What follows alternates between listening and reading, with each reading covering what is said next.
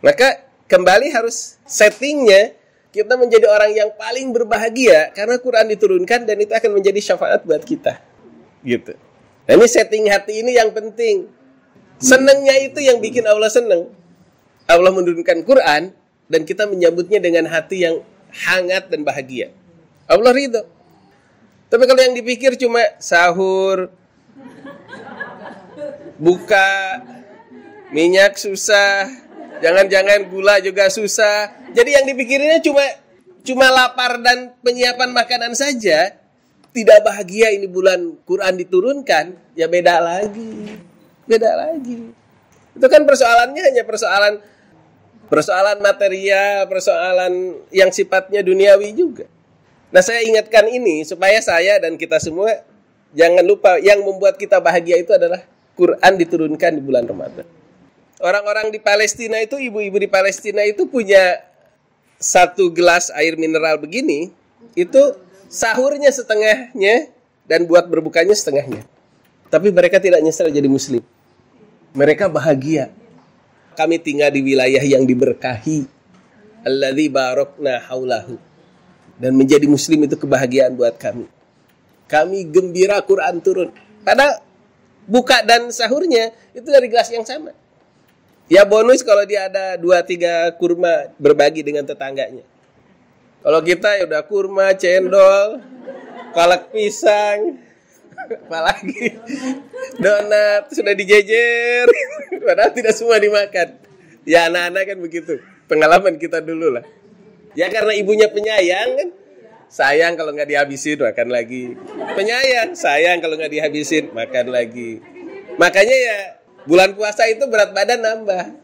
Ya karena penyayang tadi, semuanya sayang kalau nggak dihabisin. Nah ini yang terkadang terlupakan.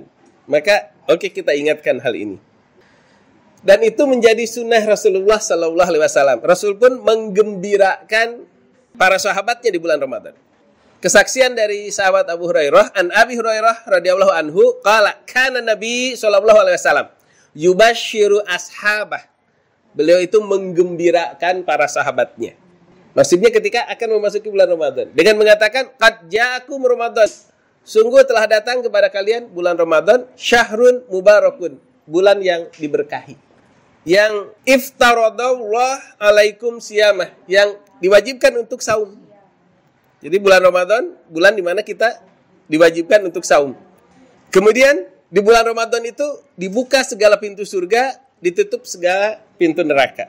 Artinya bagi orang yang beriman mestinya lebih mudah berbuat baik dan lebih susah kalau berbuat buruk. Karena ada peringatan tadi, siapa yang berpuasa tapi tetap aja dusta, tetap saja melakukan pekerjaan-pekerjaan bodoh, maksudnya pekerjaan yang tidak ada manfaatnya, Allah nggak perlu dengan lapar dia. Dia lebih hati-hati. Dan setan-setan dibelenggu, dalam arti jin yang jahat. Kalau jin yang baik, yang muslim, ya puasa juga. Kemudian fihi lailatun khairun min alfi syahrin, dan ada satu malam yang lebih baik dari 1000 bulan. Yang insya Allah kita akan menemukannya. Jadi ingat, malam Lailatul Qadar itu jangan berpikir, wah orang mungkin dapat, saya tidak. Semua bakal dapat. Sama seperti melewati hari Ahad ini. Semua orang melewati hari Ahad ini. Nggak ada yang, oh dia mah nggak usah lewatin hari Ahad, Sabtu tiba-tiba Senin gitu. Nggak ada. Semuanya melewati. Hanya isinya apa, kan gitu. Alhamdulillah ini hari Ahad itu diisi salah satunya kita ngaji, kan gitu. Nah kita melewati malam Lailatul Qadar. Persoalannya mungkin ya kita sudah baca Quran, kita salat maghrib, kita salat isya, kita menyiapkan untuk sahur misalnya dengan beberapa zikir. Ada yang mungkin menghabiskan waktu malam itu untuk i'tikaf. Ada yang mungkin mengerjakan kebaikan yang lain. Apapun itu dikalikan 1000 bulan.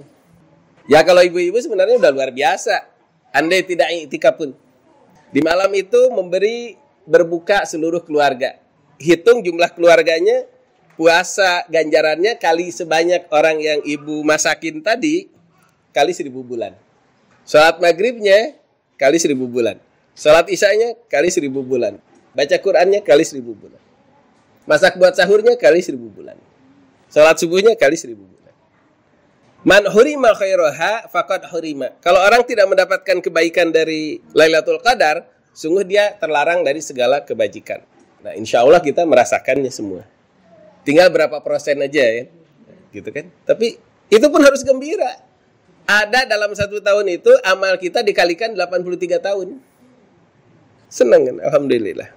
Nah, Ibnu Rajab ketika menjelaskan hadis ini, sebagian besar ulama itu mengatakan bahwa qala ba'dul ulama hadzal hadis aslun fi tahniyatid nas ba'dahum ba'din di syahri Ramadan, bahwa ini merupakan dalil di mana kita harus saling menggembirakan satu sama lain dengan datangnya bulan Ramadan.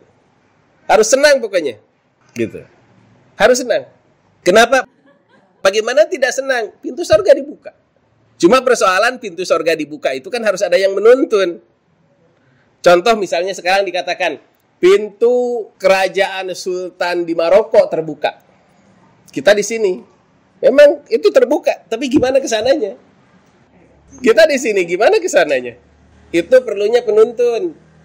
Nah, penuntunnya itu yang kita berbahagia adalah Quran.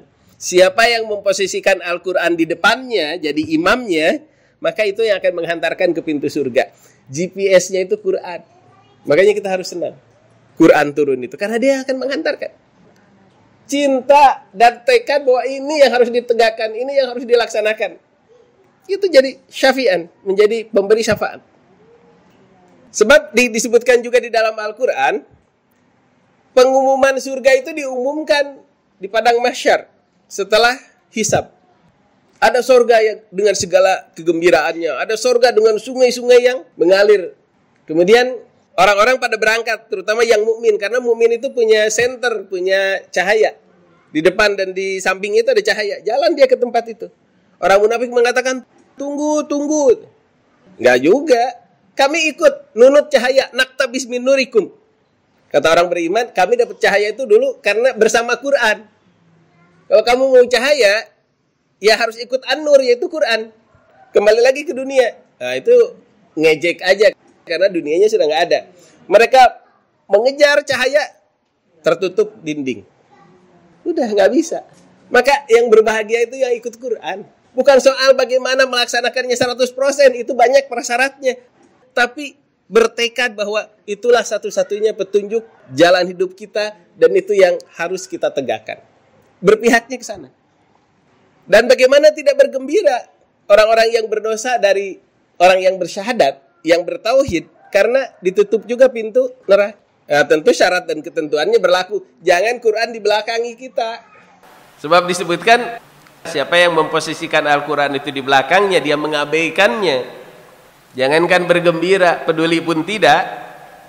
Jangankan bergembira mempelajari, dia bahkan berpaling dari Al-Quran, menjadikan Al-Quran di belakangnya. Quran itu sendiri yang akan mendorong ke neraka.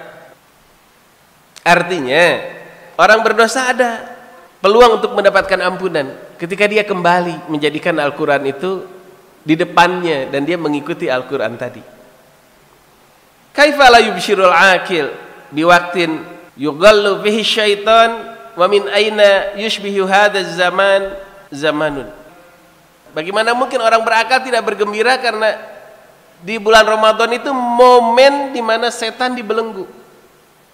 Artinya penghalang kita untuk berbuat baik itu, kalau musuh, yang musuhnya diikat, kita bisa menanglah melawan setan. Tidak ada waktu yang menyerupai Ramadan, maka kita harus bergembira. Ya intinya ya tetap berputar di seputar Al-Quran, menjadikan Al-Quran di depan. Dia akan membimbing kita ke jannah. Jangan membelakangi Al-Quran. Dan saum itu dalam keadaan berbahagia, karena di bulan inilah Al-Quran diturunkan. Nah, inilah tema pokok yang mudah-mudahan kita semua bisa sama-sama men-setting hati kita. Semakin dekat pada bulan Ramadan, semakin gembira, semakin bersyukur Al-Quran ini diturunkan. Semakin dekat Ramadan ini, tinggal beberapa hari lagi, hati kita harusnya semakin berbunga, semakin bersyukur. Alhamdulillah Al-Quran diturunkan. Alhamdulillah. Dan terlebih lagi kita ditakdirkan menjadi orang yang beriman kepada Al-Quran itu. Masya Allah. Beruntung sekali kita. Satu-satunya kitab suci yang masih terjaga sampai hari ini. Maka kita orang paling beruntung. umat yang paling beruntung, yang kitab sucinya tidak ada perubahan, tidak ada versi. Maka kalau keberuntungan sebesar ini tidak kita terima, maka nauzubillah min zalik, kita bisa jadi orang yang paling celaka karena mengabaikan rahmat yang sangat agung itu. Demikian, mudah-mudahan tarhib menyambut bulan Ramadan ini membuat hati kita lapang dan senang. Insyaallah bahagia dengan Al-Quran. Pada setiap detak jantung kita itu menjadi pahala. Kenapa? Karena bahagia itu kan setiap saat. Jadi kalau kita bahagia dengan Al-Quran, setiap detik itu jadi pahala. Dan setan nggak mau itu. Makanya hal yang paling membuat setan itu jengkel, sedih, sampai diibaratkan tulang punggungnya itu patah. Yang paling membuat setan sedih itu kalau orang beriman berbahagia. Kalau orang beriman gembira, sedih dia. Mari kita saling menggembirakan di antara kita. Demikian, menyadari banyaknya kelemahan dan kekeliruan, kita mohon ampun kepada Allah dan mohon kekuatan. Kiranya memasuki bulan Ramadan ini Allah memberikan kesehatan kepada kita, ketulusan hati, keikhlasan, ketaatan, dan semoga juga Ramadan itu aman, sejahtera, sehingga kita bisa ibadah secara leluasa di dalamnya. Astagfirullahalazim, astagfirullahalazim, astagfirullahalazim. Ya Rabbana lakal hamdu kama yanbaghi li jalali wajhika wa azimi sultanik. Allahumma salli ala sayyidina Muhammadin wa ala alihi wa ashabihi ajmain wa ala man tabi'ahu bi ihsanin ila yaumiddin. Ya Rabbana hablana min azwajina wa dhurriyyatina qurrata a'yun waj'alna lil muttaqina imama. Ya Allah, ya Rabbana, jadikan pasangan hidup kami, istri-istri kami, suami-suami kami, anak-anak kami penyejuk pandangan kami, dan jadikan kami ya Allah orang-orang yang terdepan dalam urusan takwa, orang-orang yang terdepan dalam berpegang teguh kepada Al-Quran yang Kau turunkan pada bulan Ramadan. Kami akan memasukinya ya Allah. Hati kami bahagia, gembira memasuki bulan Ramadan. Ya Allah, tambah kebahagiaan ini dengan bertambahnya iman pada kami, bertambahnya ketaatan pada kami, bertambahnya kurnia yang Kau berikan untuk kami taat. Allahumma la sahla illa ma ja'altahu sahla. Ya Allah, tidak ada yang mudah kecuali yang Kau mudahkan. Mudahkan urusan kami, mudahkan urusan anak-anak kami, mudahkan urusan saudara-saudari kami dimanapun mereka berada ya Allah.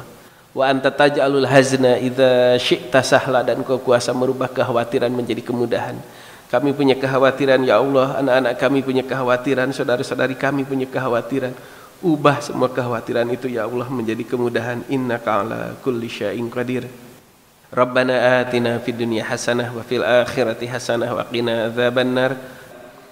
Allahumma ihdinas siratal mustaqim, siratal ladzina an'amta 'alaihim ghairil maghdubi 'alaihim waladhdallin. Amin ya rabbal alamin. Wa sallallahu ala sayyidina Muhammadin wa ala alihi wa azwajihi wa dzurriyyatihi wa ala man tabi'ahu bi ihsanin ila yaumiddin. Subhana rabbika rabbil izzati amma yasifun. Wassalamun alal mursalin walhamdulillahi rabbil alamin. Wassalamualaikum warahmatullahi wabarakatuh.